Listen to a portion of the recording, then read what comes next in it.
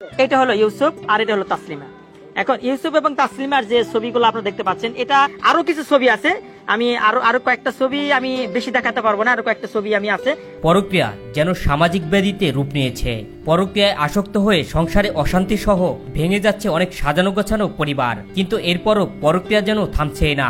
এমনই এক ঘটনা ঘটেছে টাঙ্গাইলের সদর উপজেলার দাঙ্গা ইউনিয়নের বড় বিন্নাপুর গ্রামে। ছেলেটা বলছে যে আমি 12টার সময় গেছি, আমার রাত্রি 12টার সময় ঢুকাইছে, 5টার সময় বের করে দিছে। মেয়েটা আসলে একটু ওর চরিত্রটা একটু সমস্যা আছে। এর আগেও 2-3 বার অনেকবার বলা হয়েছে যে আপনি এই ধরনের কাজে লিপ্ত হবেন না। স্বামী প্রবাসে থাকার সুবাদে পরক্রিয়া সম্পর্কে জড়িয়ে পড়েন তসলিমা নামের এই সুন্দরী তরুণী।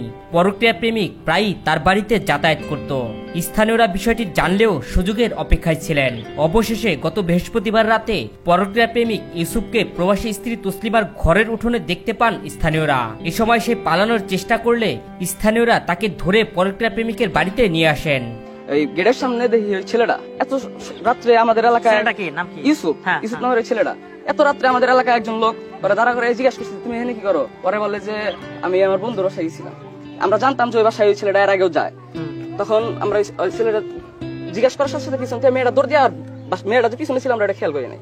মেয়েটা দৌড় দিয়ে ওর বাসার রাস্তায় বের করে দিতেছিল, দৌড় দিয়ে ভিতরে ঢুকে দরজা লক করছে। দরজা লক করার পরে ওই দিকে তাকানোর সাথে সাথে ছেলেটা দিচ্ছে চক দিয়ে দৌড়।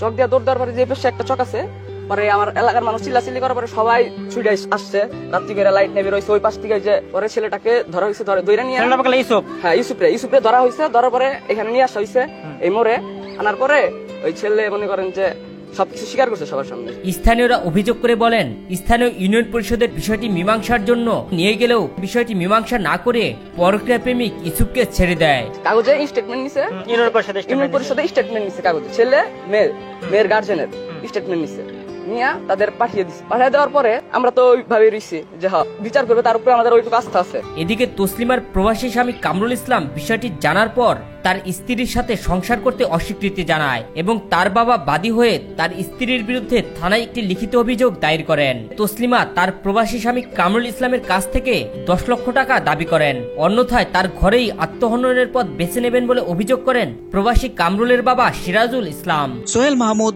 দৈনিক নতুন সময়, ঢাকা।